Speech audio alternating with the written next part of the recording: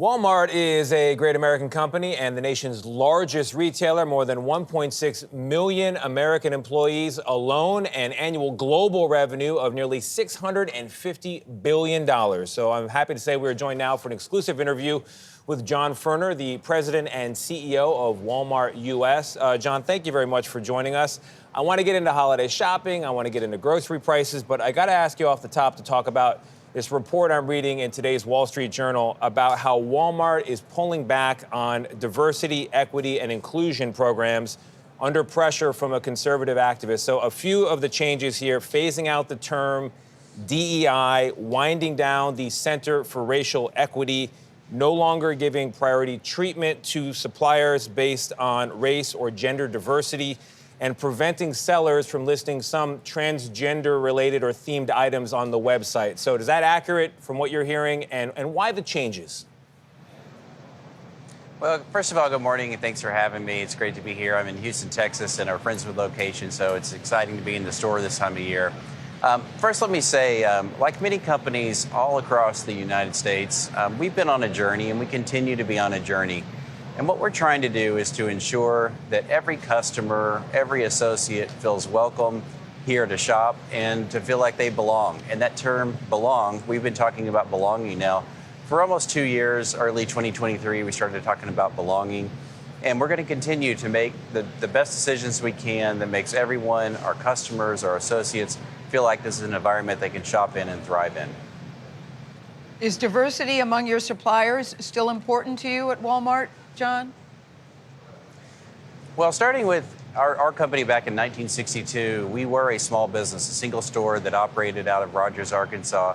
And so we'll continue to do the things that we can do to ensure that small suppliers have a path to being successful, not only at Walmart, but in their business in total. You know, every year we really focus on made in the USA. About 2/3 of what we sell is either made, grown, or assembled right here in the United States. We have a program every summer called Open Call, where we welcome in small suppliers and we welcome in people that have an idea, that are an entrepreneur, and they want to learn. So we're going to continue to lean into ensuring that we provide the very best pathways for small businesses, our suppliers, to be successful here in the store. If I had more time, I could take you around the store and show you a few of those examples, but there are a lot of them, and there'll continue to be more.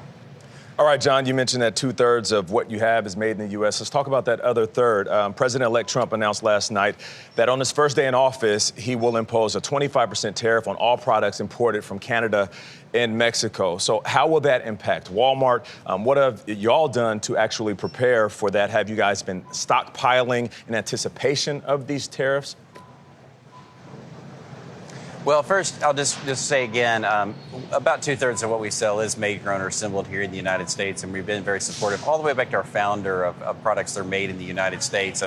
Just a couple of days ago, someone sent me a photo of Mr. Walton, actually my father, who worked at the company, with the president of Lodge, one of our brands that's here in the store, in camping cookware. So we'll be ready we'll adjust to any environment. We've been in an environment with tariffs now for the last 7 years. And we have a team of people that are really experienced in managing changes in the environment. Now, our purpose is to try to keep prices low, to help people save money and enable them to live better. Now, certainly there'll be some occasions where you may see some impact on price, but we'll do everything we can between our suppliers, our supply chain, and do everything we can to help ensure that we're as efficient as possible to keep prices as low as we can. And that's exactly what we do each and every day, including right now in the holidays. Are you worried about the tariffs, though? Well, we want to do everything we can, as I mentioned, to keep prices as low as possible. Right now, we just know what we've heard and what we've read about in the last 24 hours. And those changes, they may happen, they may not. That'll be up to the administration, but we'll be evaluating carefully. And we want to ensure that we have great values for our customers. I mean, this week we have a Thanksgiving basket where you can feed your family for under $7. And it's a quality meal. This is 29 ingredients, all proportioned appropriately. There'll be great deals on Friday, like Beyond Television, for $220.65. So we're going to focus on products and values. And as I said before, we have a team that has managed these types of situations before. You know, John, I'm always interested in trends with what people are buying, what they like right now. You see what people are buying. You've got a quarterly report just out a couple days ago. What are the big items? What are people flocking to Walmart to get these days? Yeah, it's a great question. First, I'm excited about the holiday. It's late in the month. It took us all the way to the 28th of the month to get to Thanksgiving, so there's a lot of anticipation for this. You can see behind me a store that's really well merchandised, not only in fresh food, which we're getting to take a look at this morning, but throughout the box. In the last couple of quarters, we've seen improvements in our apparel business, our home business, our toy business has been strong. And so what that really means and what it sounds like to me is people are anticipating a great holiday season. This is the time of year where so many Americans and families get together to be thankful for all that they have and everything that's great about their life. And then we're going to have a shorter window compared to last year. So it's going to be a pretty intense time between Thanksgiving and Christmas. We have a week less. So for the shoppers out there, it's going to be a really busy time of year this year, just based on the way the calendar's falling. Hey, John, I got to tell you, that's a great shot behind you with all that fresh produce. And consumers are hoping that you guys produce some great prices for Black Friday. All right, Jay?